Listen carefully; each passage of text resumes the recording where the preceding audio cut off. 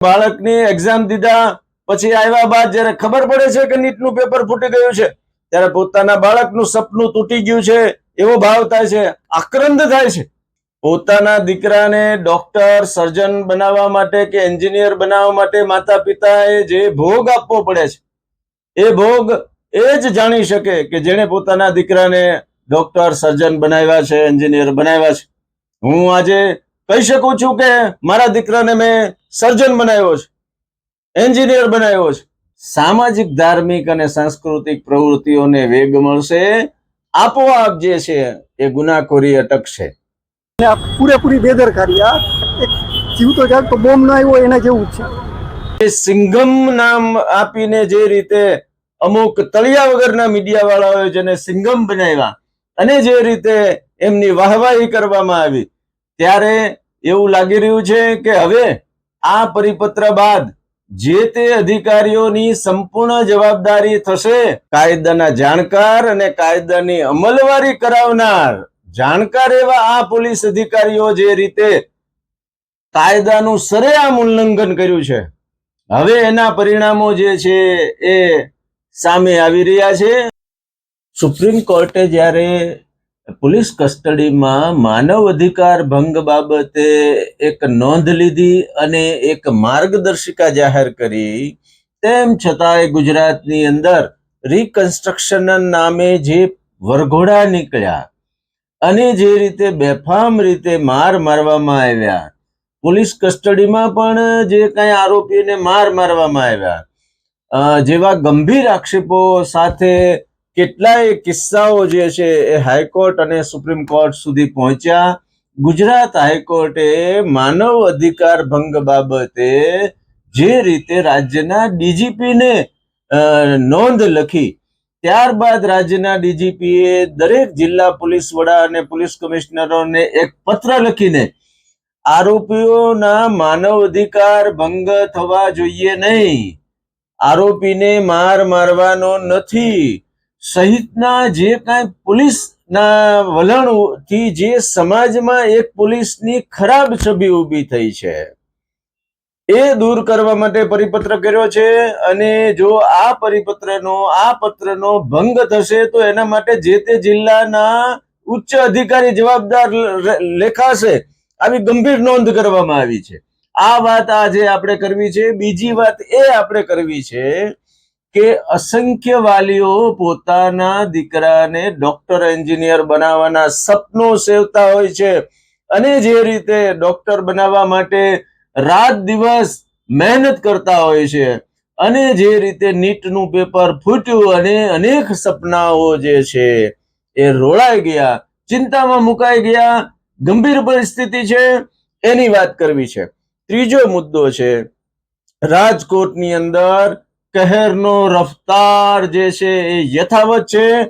નોંધની બાબત એ છે કે ચિક્કાર દારૂ પીધેલી હાલતમાં આ લોકો હોય છે. રાજ્યભરમાં આવા બનાવો બને છે. રાજકોટમાં આજે જે બનાવ બન્યો છે એ ચિક્કાર પીધેલો હતો અને વોલ્વો ગાડી લઈને નીકળ્યો હતો, અનેક વાહનોને અડફેટે લીધા. ત્યારે પ્રશ્ન એ થાય છે કે આવી રફતારનો કહેર જે અવારનવાર બને છે, પીધેલા હોય છે, દારૂ આવે છે ક્યાંથી? કોણ મોકલાવે છે? મુખ્ય બુટલેગર કોણ છે? એ પકડાય કે નહીં? કોણ જવાબદાર છે? આવા અનેક મુદ્દાઓ ઉપર આજે આપણે ચર્ચા કરવી છે. હું છું આપની સાથે કુમાર, આપ જોઈ રહ્યા છો ઇવનિંગ પોસ્ટ. જો આપને અમારો આ પ્રયાસ સારો લાગતો હોય તો ઇવનિંગ પોસ્ટ ન્યૂઝને લાઈક કરો, શેર કરો, સબસ્ક્રાઇબ કરો. અમે ઇન્સ્ટાગ્રામ, ફેસબુક અને યુટ્યુબ ઉપર ઉપલબ્ધ છીએ. મિત્રો, રાજ્યના ડીજીપી ડોક્ટર રાવ સાહેબે એક પત્ર જે છે દરેક જિલ્લા પોલીસ વડા અને પોલીસ કમિશનરને મોકલ્યો છે.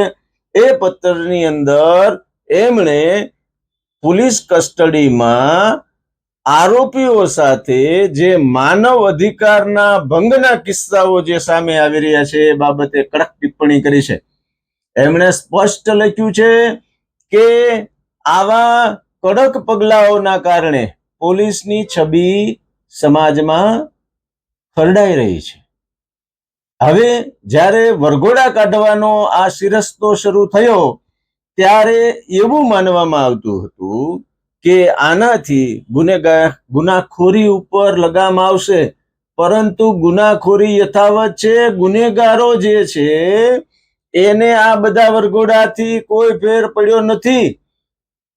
પરંતુ જે સભ્ય સમાજ છે, સંસ્કૃત સમાજ છે, સભ્ય સમાજના જે લોકો છે એ આવી પોલીસને જે રીતે જાહેરમાં બેરહમી પૂર્વક મારે છે એનાથી એક ભયનો માહોલ એનામાં ઊભો થયો.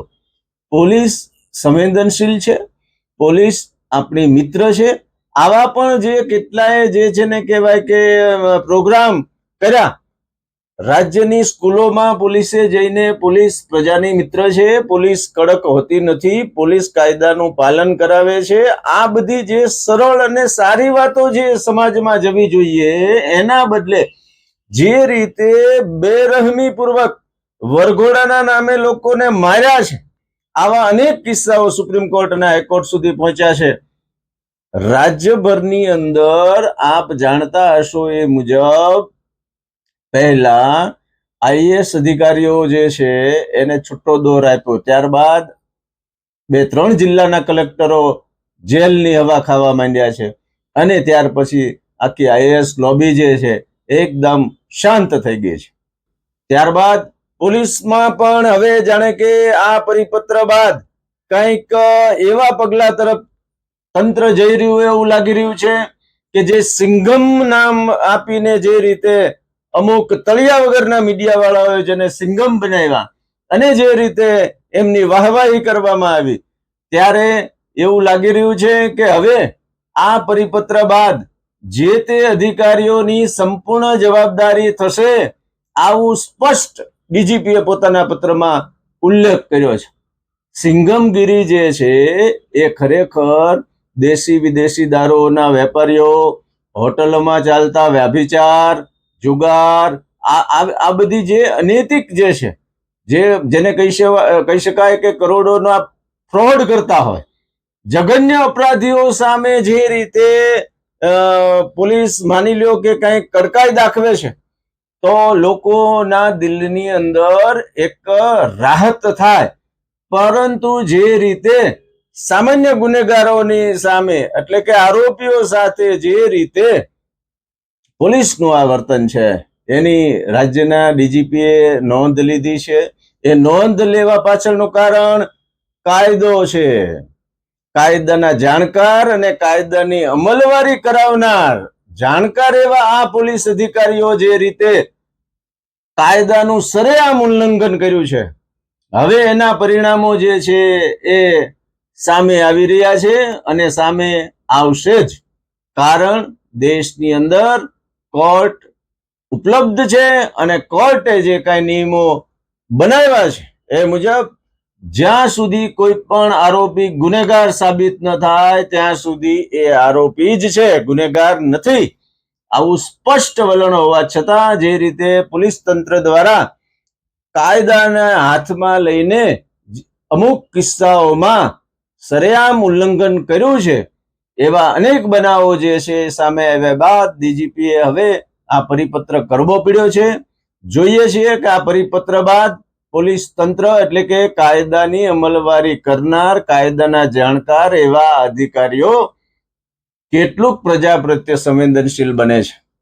મિત્રો, બીજા સમાચાર જે છે એ અનેક વાલીઓ એટલે કે દેશભરના 22 લાખથી વધુ વિદ્યાર્થીઓ જે રીતે નીટની એક્ઝામ આપી અને રાહતનો શ્વાસ લીધો તો એના માટે ફરી વખત ચિંતાના અને ઉપાધિના વાદળો જે છે એ સામે આવ્યા છે. એ મુજબ નીટનું પેપર ફૂટી ગયું છે એવું જાહેર થયું છે.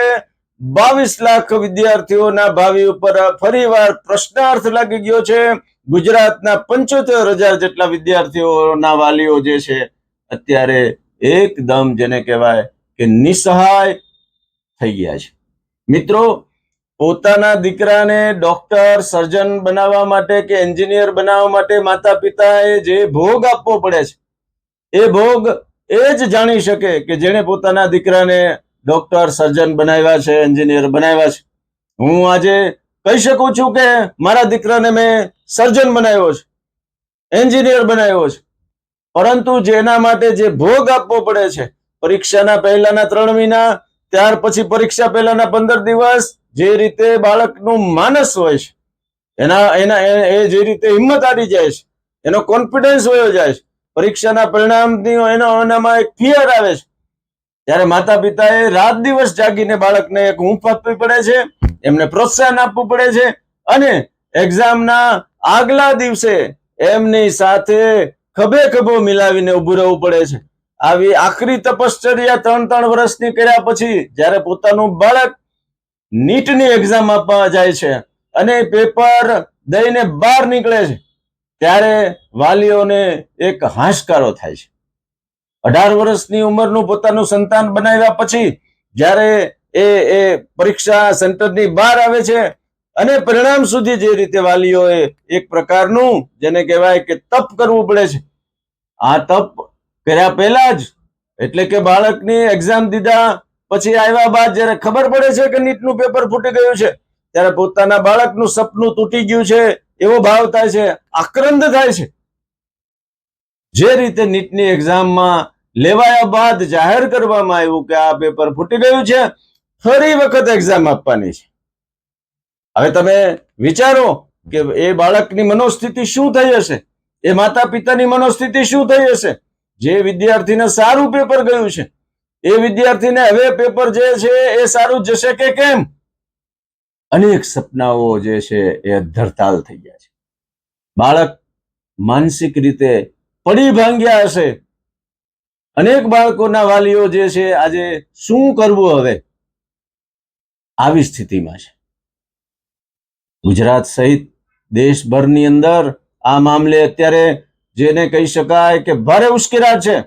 રાજકોટમાં કોંગ્રેસ દ્વારા જે વિરોધ વ્યક્ત કરવામાં આવ્યો છે એ જુઓ.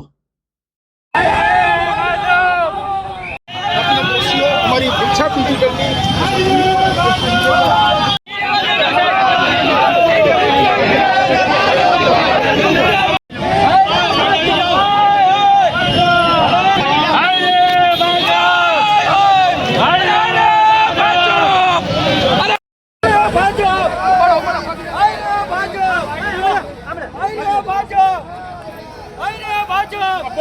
મિત્રો, એ સમજી શકાતું નથી કે નીટ જેવી એક્ઝામ કે જેમાં ડોક્ટરો તૈયાર થાય છે, MBBS, MS, આગળ પોતાના સુંદર ભવિષ્ય માટે મા બાપ સપનાઓ સેવે છે, વિદ્યાર્થી જે છે એ પોતાના સુંદર ભવિષ્ય માટે એટલી મહેનત કરે છે. આટલી મોટી એક્ઝામમાં આવી ઘોર બેદરકારી સામે આવે છે. એ ખરેખર ખૂબ જ નિંદનીય છે. આપણે આશા રાખીએ કે સરકાર આવી બાબતો ન બને એના માટે હવે જાગૃત થશે અને વાલીઓ વિદ્યાર્થીઓનું જે આ આક્રંદ છે એને શાંત પાડવા માટે કંઈક રાહતરૂપ જે છે એ પગલાં જાહેર કરશે. રાજકોટની અંદર મિત્રો જે છે લાગ લગાડ 8 દિવસથી જે રીતે રફતારના કહેર ની જે બાબતો સામે આવી રહી છે એનાથી ખરેખર રાજકોટની અંદર આવી રીતે લોકો બેફામ કઈ રીતે થઈ રહ્યા છે એ ચિંતાનો વિષય છે. રાજકોટમાં આજે 150 ફૂટ રિંગ રોડ ઉપર વોલ્વો ની કાર લઈને નીકળેલા એક વ્યક્તિએ 5-6 કારને ઉડાવી દીધી, 2-3 સ્કૂટરોને ઉડાવી દીધા. જાનહાનિ થયા એના અહેવાલો નથી, પરંતુ અનેક લોકોને ઈજાગ્રસ્ત કર્યા છે. ત્યારે પ્રશ્ન એ થાય છે કે આ રફતારનો કહેર અટકાવવા માટે કેમ કોઈ પગલા ભરવામાં આવતા નથી? ચિક્કાર પીધેલો આ વ્યક્તિ દારૂ ક્યાંથી લાવે છે? દેશી વિદેશી દારૂના હાટડાઓ જે છે એ હાટડાઓ ઉપર અંકુશ કેમ મેળવી શકાતો નથી? અનેક મુદ્દાઓ છે. પહેલા તો આ રફતારનો કહેર સર્જનાર ઘટનાક્રમ જુઓ.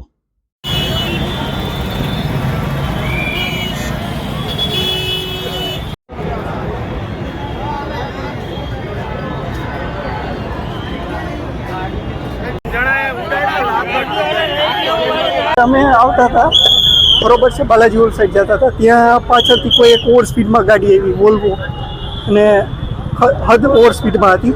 હજી આપણે કંઈ વિચારીએ પહેલાં તો એને આખી લાઈન લઈ લીધી. વચમાં જેટલી કાર હતી એને ટુ વ્હીલર્સને બધાને ઉડાડ્યા. કઈ કાર હતી તે? વોલ્વો કાર હતી. કેટલા લોકોને અડફેટે લીધા? એને ઘણા બધાને લીધા કેમ કે આગળ સીધી લાઈન જ થઈ. અમે હજી અમારું સાચવવા રહ્યા ત્યાં ખબર પડી કે આગળ ઘણા બધાને એને કાર કોણ ચલાવતું હતું ખબર પડી ગઈ? ના એ નથી, જોવાના નથી. કઈ રીતે કાર ચલાવતો હતો તે? એ ઓવર સ્પીડથી જે ઓલો ઓવરબ્રિજ આવે ને ત્યાંથી ઉતરતી બહુ સ્પીડમાં આવતી હતી. અને કદાચ એવું લાગ્યું કે ભાઈ કદાચ પીધેલા હોય ને એ રીતે એવું લાગ્યું. ઓવર સ્પીડ ખતરનાક. કેટલી કારો? 8 કાર જેવું તો લેતા ગયા છે. અને 2-3 લોકોને ગંભીર ઇજાઓ થઈ ગઈ? હા, ઘણા બધાને થઈ ગઈ. અને 108 ઘણા બધાને લઈ ગઈ છે. આઈડિયા નથી કેમ કે હું મારી કાર અને મારું સંભાળવામાં રહ્યો ત્યાં બધું. તમારી કઈ કાર હતી? આ રહી જો પાછળ જે ઓરા છે ને. હવે શું કહેશો? કેવી કાર્યવાહી થવી જોઈએ લોકો? આ ઉપર સખત થવી જોઈએ, સખત. કેમ કે સિટીમાં તમારે 30 થી 40 ની વચ્ચે જલાવવાનું હોય. આ કાંઈ હાઈવે નથી કે કોઈ રેસ કારનો કોઈ ટ્રેક નથી, બરોબર છે. અને આ પૂરેપૂરી બેદરકારી. આ એક જીવતો જાગતો બોમ્બ ન આવ્યો એના જેવું જ છે. જો મિત્રો ઉશ્કેરેલા ટોળાએ એ ચિક્કાર પીધેલા વ્યક્તિઓની સાથે ધોલધપાટ પણ કરી છે. પોલીસ ઘટના સ્થળે પહોંચી છે, એમને અટક કરી લેવામાં આવ્યો છે. પરંતુ મુદ્દો એ છે કે છેલ્લા અઠવાડિયાની અંદર ચિક્કાર પીને જે રીતે બેફામ રીતે ગાડીઓ ચલાવીને માનવ જિંદગીને જોખમમાં મૂકી છે, 2-3 લોકોના તો મોત પણ થઈ ગયા છે. ત્યારે આવા બેફામ વાહન ચાલકો સામે લાયસન્સ રદ કરવા સહિતના પગલાઓ પોલીસ ભરી રહી છે. પરંતુ જે રીતે ચિક્કાર પીધેલા હોય છે તો એ પીધેલાઓને ક્યાંથી એ પીણું મળે છે સહિતના મામલે પોલીસ તંત્રએ કડકમાં કડક તપાસ કરી અને એમની સામે ગુનાઓ પણ દાખલ કરવા જોઈએ. તો જ આવા રફતારના કહેર જે છે એ અટકી શકશે. રાજકોટની અંદર સામાજિક સંસ્થાઓ, સાંસ્કૃતિક સંસ્થાઓ જે રીતે સુષુપ્ત છે, એનાથી જે કાંઈ એક પ્રકારનો ઉશ્કેરાટ યુવા વર્ગની અંદર છે, આક્રોશ છે, એ શાંત પડતો નથી. જાગૃત થવું પડશે. આ અગાઉ પણ અમે આ અહેવાલમાં કીધું હતું કે આ શહેરની અંદર સામાજિક સાંસ્કૃતિક સંસ્થાઓ, ધાર્મિક સંસ્થાઓએ જાગૃત થવું પડશે. અને જે કાંઈ આજે ગુનાખોરી વધી છે, બરાબર છે, એ ગુનાખોરી ઓછી કરવા માટે માત્ર ને માત્ર પોલીસના સહારે બેસવાનું કે પોલીસ અમલવારી કરે, પોલીસ કડક થાય, પોલીસ આમ કરે તો આ ગુનાખોરી અટકે એવું નથી. ગુનેગારો જે છે એની માનસિકતામાં ફેરફાર કરવા માટે સામાજિક, ધાર્મિક અને સાંસ્કૃતિક પ્રવૃત્તિઓને વેગ મળશે. આપોઆપ જે છે એ ગુનાખોરી અટકશે. ઇવનિંગ પોસ્ટમાં આજે આટલું જ. અમારો આ પ્રયાસ આપને જો ગમ્યો હોય તો ઇવનિંગ પોસ્ટ ન્યૂઝને ઇન્સ્ટાગ્રામ, ફેસબુક અને યુટ્યુબ ઉપર આપ લાઈક કરો, શેર કરો, સબસ્ક્રાઇબ કરજો. આભાર.